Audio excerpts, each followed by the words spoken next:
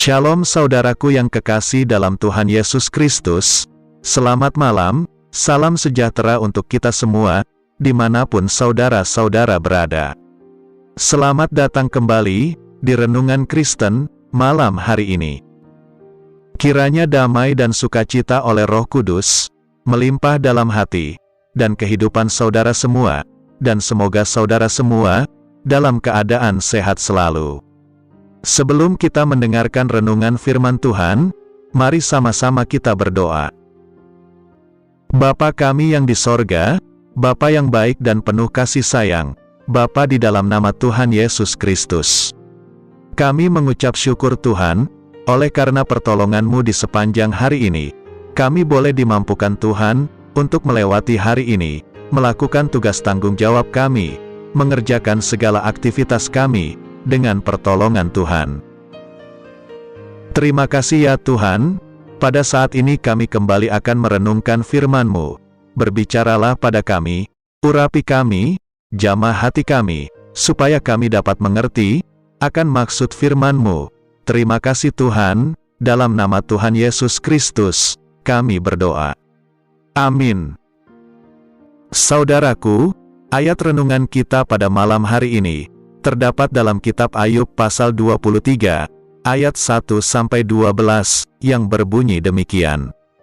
Tetapi Ayub menjawab, "Sekarang ini keluh kesahku menjadi pemberontakan, tangannya menekan aku, sehingga aku mengaduh. Semoga aku tahu mendapatkan dia, dan boleh datang ke tempat ia bersemayam. Maka akan kupaparkan perkaraku di hadapannya, dan kupenuhi mulutku dengan kata-kata pembelaan. Maka aku akan mengetahui jawaban-jawaban yang diberikannya kepadaku, dan aku akan mengerti apa yang difirmankannya kepadaku. Sudikah ia mengadakan perkara dengan aku, dalam kemahakuasaannya? Tidak, ia akan menaruh perhatian kepadaku. Orang jujurlah yang akan membela diri di hadapannya, dan aku akan bebas dari hakimku, untuk selama-lamanya. Sesungguhnya, kalau aku berjalan ke timur, ia tidak di sana, atau ke barat, tidak kudapati dia. Di utara ku cari dia, ia tidak tampak. Aku berpaling ke selatan, aku tidak melihat dia. Karena ia tahu jalan hidupku, seandainya ia menguji aku akan timbul seperti emas. Kakiku tetap mengikuti jejaknya, aku menuruti jalannya, dan tidak menyimpang. Perintah dari bibirnya tidak kulanggar, dalam sanubariku, kusimpan ucapan mulutnya." Saudaraku, emas adalah logam mulia, yang memancarkan keindahan dan keanggunan. Emas mewakili gambaran, yang bernilai tinggi dan mulia. Bangunan yang ada di sorga, adalah dari bahan emas, mahkota raja-raja, terbuat dari emas. Kualitas unggul kehidupan rohani pun, dikaitkan dengan emas.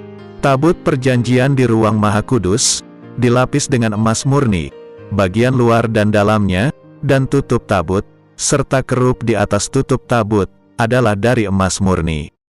Tuhan Yesus menginginkan jemaat gereja Laodikia, membeli emas yang telah dimurnikan dengan api. Seperti yang tertulis dalam kitab Wahyu pasal 3, ayat 18, demikian.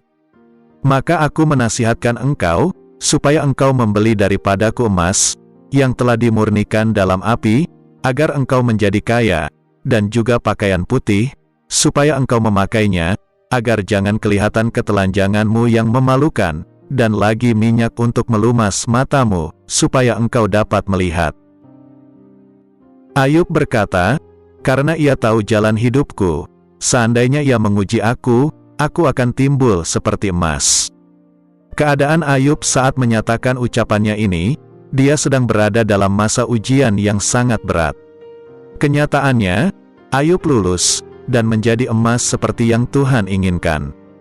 Ayub mengalami pemulihan kembali, dan diangkat Tuhan, lebih dari keadaan sebelumnya. Kualitas emas dari Ayub, adalah nampak dari respons kerendahan hatinya, dalam menyikapi ujian. Ayub mengatakan, "Aku mencabut perkataanku, dan dengan menyesal, duduk dalam debu dan abu." Menyimpan firman-Nya di hati, dan terus berjalan mengikuti Tuhan, dengan tidak menyimpang. Mau mengenal Tuhan secara pribadi lebih dalam, melalui pengalamannya. Murah hati, mengampuni sahabat-sahabatnya, yang telah menyerang dan melukai perasaannya, saat tertindas dan menderita di masa ujian. Dan Ayub menaikkan syafaat bagi sahabat-sahabatnya, agar mengalami pengampunan, dan diluputkan dari murka Tuhan.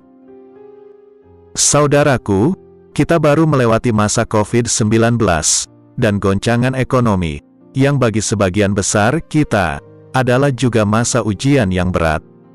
Mari kita mengikuti teladan Ayub, meresponi dengan benar, ujian yang kita hadapi. Maka kita harus berketetapan hati, melewati semua ujian, kita harus lulus teruji, dan muncul seperti emas murni. Mari ikuti komitmen Ayub, dia mengatakan, kakiku tetap mengikuti jejaknya, aku menuruti jalannya, dan tidak menyimpang. Perintah dari bibirnya tidak kulanggar, dalam sanubariku, kusimpan ucapan mulutnya. Sebagai umat yang menyiapkan diri, untuk menyambut kedatangan Tuhan Yesus yang kedua kali, saat berjumpa muka, dengan Tuhan dalam kemuliaannya, kita harus kedapatan layak dan berkenan. Kualitas emas, haruslah menjadi kerinduan dan komitmen kita. Pada akhirnya, semua kita mengalami pembuktian, apakah berkualitas emas atau abu, semua akan diuji dengan api. Sebagaimana dituliskan, dalam firman Tuhan, dalam kitab 1 Korintus pasal 3, ayat 12-15, demikian. Entahkah orang membangun di atas dasar ini dengan emas, perak, batu permata, kayu, rumput kering atau jerami, sekali kelak, pekerjaan masing-masing orang akan nampak. Karena hari Tuhan akan menyatakannya, sebab ia akan nampak dengan api, dan bagaimana pekerjaan masing-masing orang akan diuji oleh api itu. Jika pekerjaan yang dibangun seseorang tahan uji, ia akan mendapat upah. Jika pekerjaannya terbakar, ia akan menderita kerugian, tetapi ia sendiri akan diselamatkan, tetapi seperti dari dalam api. Karena itu, mari kita bangkit, dan bangun kualitas emas. Dalam kitab Yesaya pasal 60, ayat 1 dan 2, mengatakan, bangkitlah, menjadi teranglah, sebab terangmu datang, dan kemuliaan Tuhan terbit atasmu.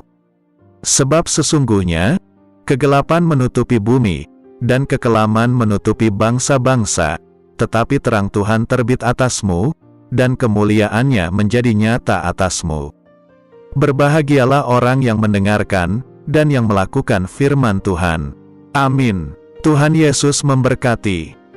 Demikianlah renungan firman Tuhan pada malam hari ini. Semoga menjadi berkat bagi kita semua.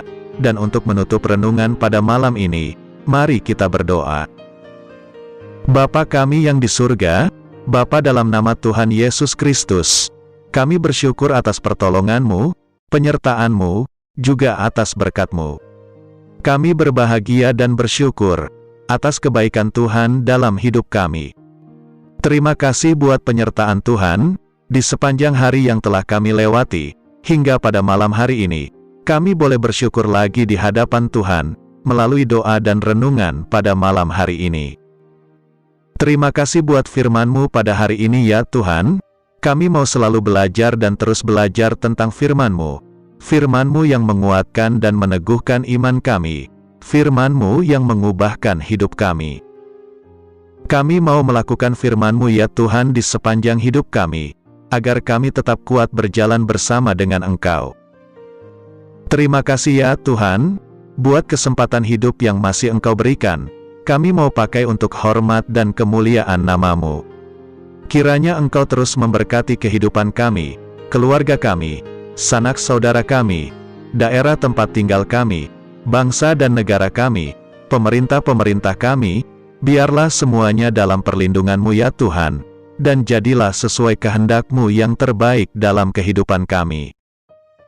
Ya Tuhan, hamba berdoa buat saudara-saudaraku, yang sudah mendengarkan renungan hari ini, yang saat ini sedang mengalami sakit penyakit, pergumulan masalah, kebutuhan ekonomi, kiranya Engkau jamah, sembuhkan dan pulihkan, berkati perekonomian mereka, serta berikan jalan keluar di setiap pergumulan masalah yang mereka sedang hadapi.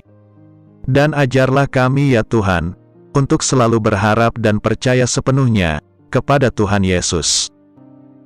Pada malam hari ini ya Tuhan, kami akan beristirahat dalam tidur kami. Kiranya Engkau sertai dan lindungi kami di sepanjang malam ini, sehingga kami boleh bangun besok pagi, dengan tubuh yang sehat, kuat, serta diberkati Tuhan. Terima kasih Tuhan, inilah yang menjadi doa dan permohonan kami. Dalam nama Tuhan Yesus, kami berdoa. Amin.